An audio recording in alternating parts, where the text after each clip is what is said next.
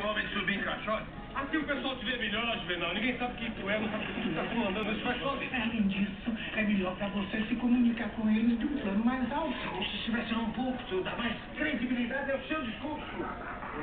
Me convencerá a oportunidade para ajudar. Tá bom, é justamente por isso que eu vou subir nesse caixote. E aí, pai? É a última vez na minha vida que eu pago esse tipo de mico. Dá uma entrevista aí. Eu não sou político nem nada.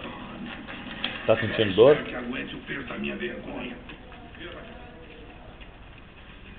De novo em hospital, hein, pai? Tu gosta de hospital, hein? Mas, lembra que tu não tá vendendo aqueles produtos do Paraguai. Trata de ser verdadeiro. Deixe o Espírito Santo falar por si.